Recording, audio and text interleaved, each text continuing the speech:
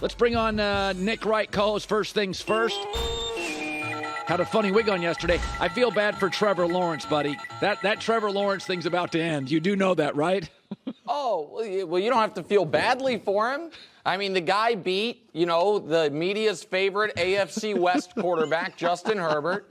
I'm crazy. I prefer the guy who, has been to Super Bowls, won MVP. But man, oh man, Herbert's got that rocket arm, which they don't seem to let him use. Trevor had a wonderful season. And they're going to end the season this weekend, unfortunately, in Arrowhead. His career-long streak of never losing on a Saturday must come to an end. That happens. But it's a great year. Peterson did a great job. But, yeah, Colin, I love that herd hierarchy, by the way. The Chiefs won, Niners too. There's someone on this network that picked before the year Chiefs-Niners Super Bowl. I know. Stuck by it the whole way. Yeah. I wonder who that is. Let me just take a sip of this coffee, see if you can think of it. I don't know. You're so obnoxious. Pretty good, I know. Okay, Yeah. So we liked the Cowboys last night. My theory's always been when a good quarterback has a stinker, they almost always bounce back. To be a pro athlete, you got to be driven and willful. And, Dak's a pro. Dak played with so much conviction last night. Yep. How confident should they be, though? Because the team they're playing next is not the team they played last night. Well, listen, I think the Niners are a juggernaut. I think they're a buzzsaw. And so I think that there's, 30 teams would have trouble going into San Francisco with San Francisco playing as well as they are. So I think they could lose next week and still, it's not necessarily an indictment on them. But I want to talk about Dak for a moment. Because Dak was spectacular yesterday. He was. There's no denying it. Yep. There's no taking anything away from him. With that said, I just want everyone to understand that the barrier for entry for the great quarterback club is you have to be playing in the divisional round with regularity, and you occasionally have to get past it. Listen, he was awesome. In a game I thought they would lose. And I know we'll talk Brady. He looked like, the great quarterback, and Brady looked nothing like that. I get all of it. But I feel like because Dak is talked about so often, it is often in the extremes, when the reality is winning a wild card round game against a sub-500 team is what you're supposed to do. Right. Dak did more than he was supposed to with how well he played. But for Dak Prescott, this was a game that, in my opinion, Colin, losing it would have been devastating to the franchise and to how we look at Dak. Winning it was what they needed to do. Now they play a game where if they find a way to win it, we can start to reevaluate Dak Prescott in a positive way. But beating the 8-9 Bucs in the wild card round, to me, is not a legacy or situation changer for Dak Prescott, despite the fact that he was excellent. He played almost a perfect football game. Okay, I think Miami and the Raiders work for Brady. Many think he'll retire. I said, hey, take a deep breath. They won the division. He set the NFL record for completions. He had a defensive coach, and he's, the guy likes football. This is what he likes to do. Even his dad said he didn't want to retire. That was somebody else's call. What do you think's next for him? Well, I think he's probably going to play, and I think Miami will probably be the spot. But, Colin, listen. Colin, I'm going to betray our friendship here very briefly. I hope you forgive me. All right. America, Colin Cowherd was down bad yesterday. You know how I know it? Before this game even ended, he's texting me college football coach quotes. And I won't say who, but it was a college football coach quote. And I'm like, oh, man, my guy Cowherd is not dealing well with watching the end of Tom Brady. Yeah. And now I was scared. I am scarred, like many football fans, and I thought Tom Brady and the pixie dust were going to come into play and we were going to see the best version of Brady we'd seen all year. Instead, Colin, in a league that is increasingly critical for your quarterback to at least be a little mobile. Yeah. You don't have to be Josh Allen. You don't have to be a great runner. But Joe Burrow can run enough to keep the defense honest, can be mobile in the pocket. Brady looked like a relic of a time past. And he was missing passes. And I don't think all of a sudden he's going to get better at age 46. I was, some would say 7 years too early on this, but now I think it's safe to say the Tom Brady era is over. And I think we saw evidence of it all year, and I think he will continue to play at least for another season. But I don't think I think the only team, Colin, that could win a Super Bowl with Brady at the quarterback is San Francisco. And I think San Francisco would rather stick with Brock Purdy. Yeah. And so I think he'll play, but I think that the Super Bowl he won against Mahomes with his first year in Tampa is going to be the last great playoff moment he has.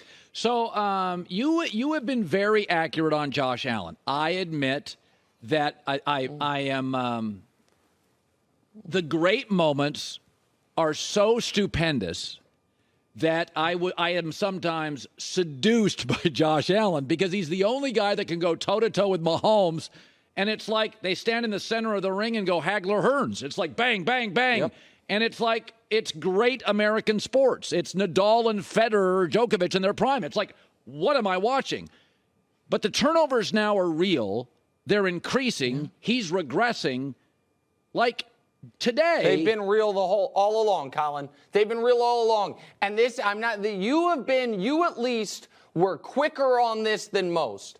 And America's not here to hear about me. They're here to talk about sports. I want to talk about myself for just a moment. I want apologies because I have been called a hater.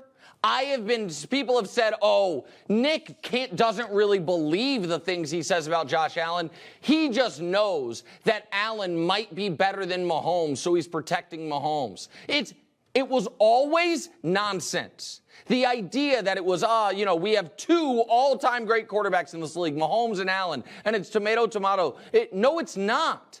We do not judge quarterbacks by purely what the upside is. We judge, if we did, then Jeff George would get a lot more respect than he once did. And I'm not calling Josh Allen Jeff George.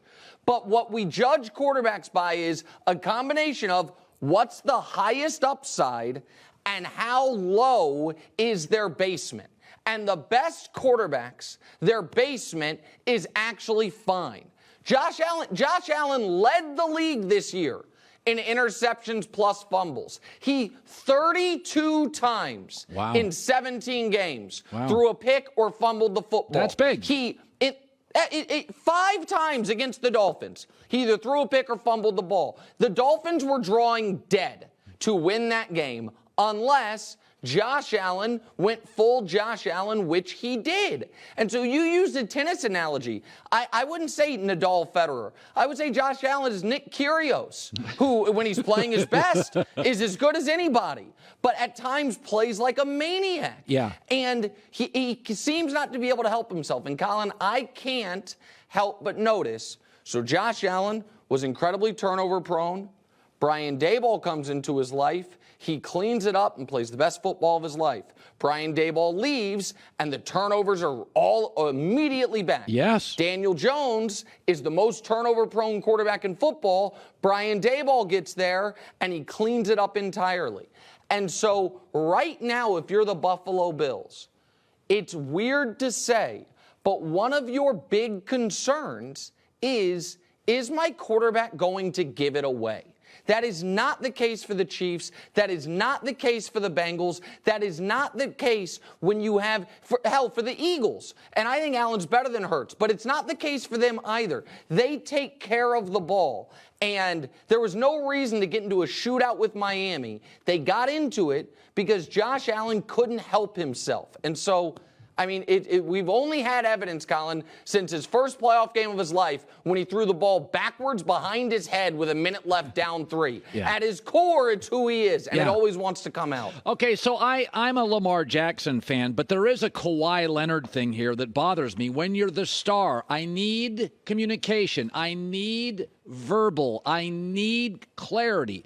He's getting more mysterious. I do think Miami and the Jets aren't paying anybody right now. Their Sauce Gardner, their young receivers, the Hall, the running back from Iowa State. Hall. Yeah, yep. They're not paying anybody.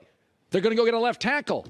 I think Lamar works there. They give up first-round pick. They need a quarterback and a left tackle. So I think he fits places. And Baltimore's culture is so damn good. They're starting Pac-12 quarterbacks who weren't even stars in the Pac-12, and they're competitive. Their culture, their defense, their brain power, their toughness. Is Lamar movable?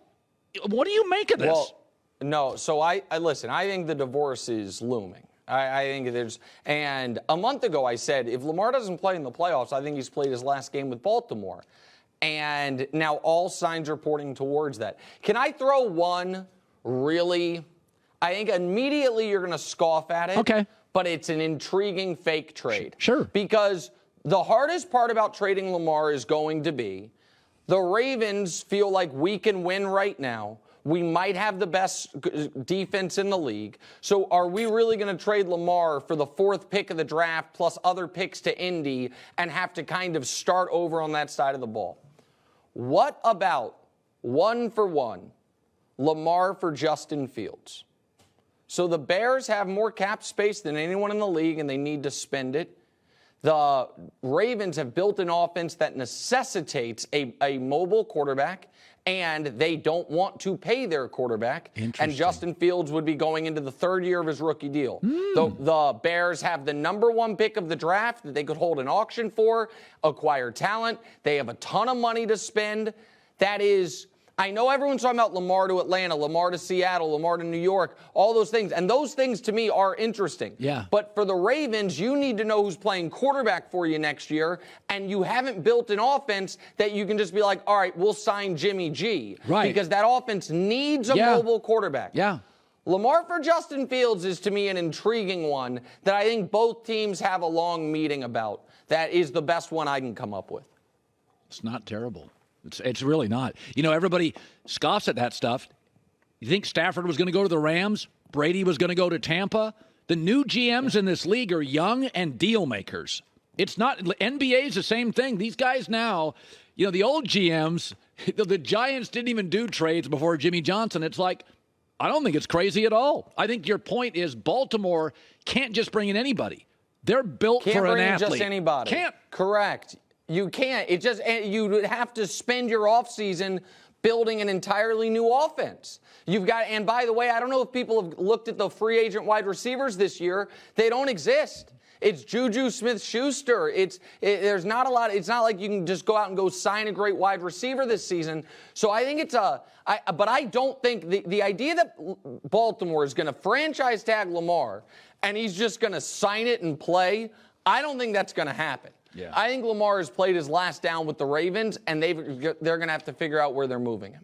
All right, Nick Wright, first things first, show's on fire, doing very, very well. Go look at that Harbaugh quote again and see if you've heard it. It's either me or Confucius, and I'm going to lean with me on Listen, that. all right, so I didn't know you said the name. Let me just say this. It's funny how relationships work. I'm old enough to remember a long time ago, Jim Harbaugh, who I like, was quite rude to my dear friend Colin Cowherd. Yeah. And now he's announcing he's coming back to Michigan by using a Cowherdism. Don't try to out happy. Right. I mean, I saw it. I was like, you know what? That's from Cowherd. So I don't know if you get intellectual property rights on that or whatever, but I was happy for you. I was sad your guy Brady's done, but I'm happy for you otherwise. See you, buddy. First things first, Chris Broussard, Kevin Wildes, Nick Wright, always good laughs and fun. Hi, everybody. Thanks for watching. Subscribe here to get the latest from the show. Also, be sure to check out more of the best clips from The Herd or go watch a few segments from other shows on FS1.